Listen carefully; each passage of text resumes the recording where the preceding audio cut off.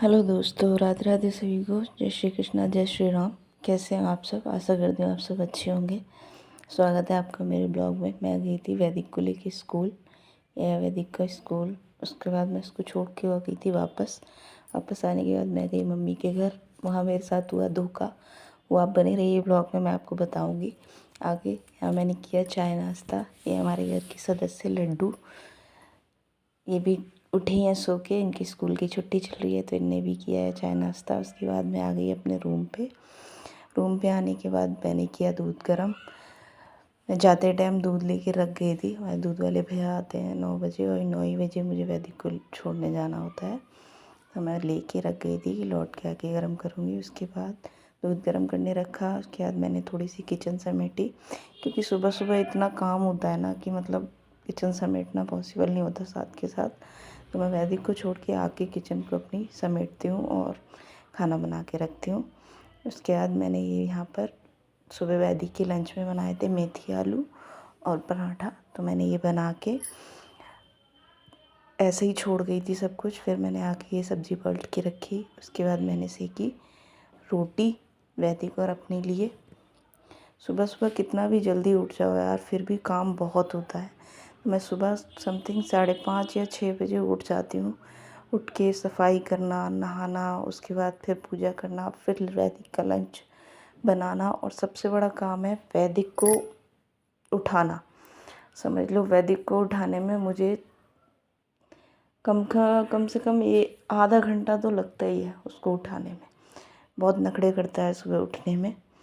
उसको उठाने के बाद मैंने यहाँ रोटियाँ बना के और रख दी थी। ये मैंने रोटियों में घी लगा के रख दिया था।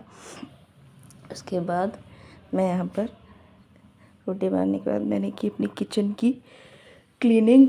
ये मैं रोटियाँ रख रही थी। और हाँ, मैं सुबह अब आपको बताऊँ मेरे साथ धोखा कैसे हुआ मम्मी के यहाँ। मैं गई थी क्या कहते हैं स्कूल, वैदिक को छोड़ने। तो वैदिक के स्कूल और मेरे रूम के बीच में मम्मी का घर पड़ता है। तो मेरे भाई ने मुझको कॉल किया कि घर पर होके जाना, मम्मी बुला रही हैं।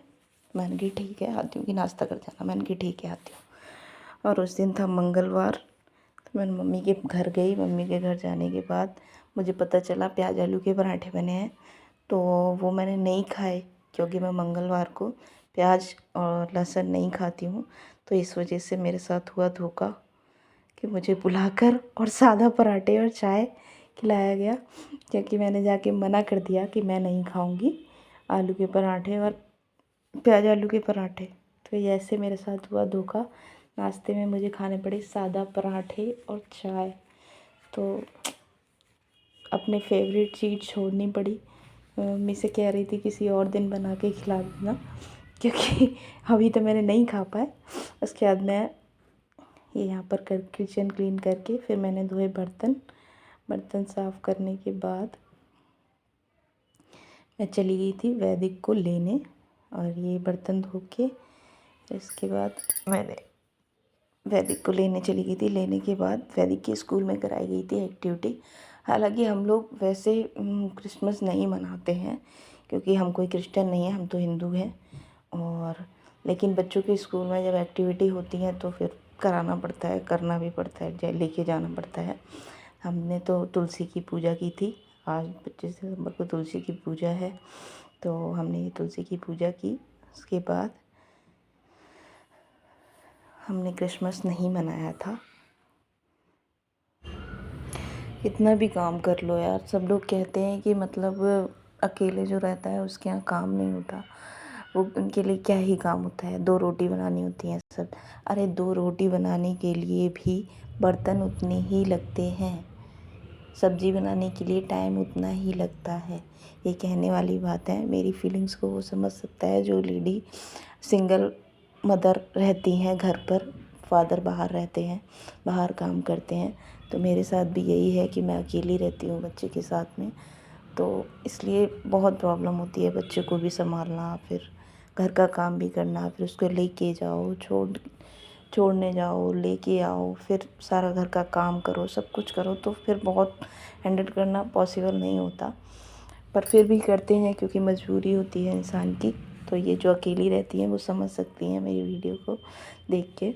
ये इसके बाद मेरी हो गई किचन क्लीन। ये देखिए मेरे किचन का, पहले देख रहे थे और अब उसके बाद मैं वैदिक को लेके आ गई घर। ये बनाई थी वैदिक ने, एक्टिविटी की थी उसमें, ये बनाया था क्रिसमस ट्री और ये हैंड में। और राधे राधे सभी को, जय श्री कृष्णा, जय श्री राम। ब्लॉग कैसा लगा ज़रूर बताना, और कोई गलती हुई हो वो भी बताना ताकि मैं आगे ब्लॉग में उसको सही कर सकूं। और कमेंट करके ज़रूर बताना ब्लॉग का आप कहाँ से देख रहे हो।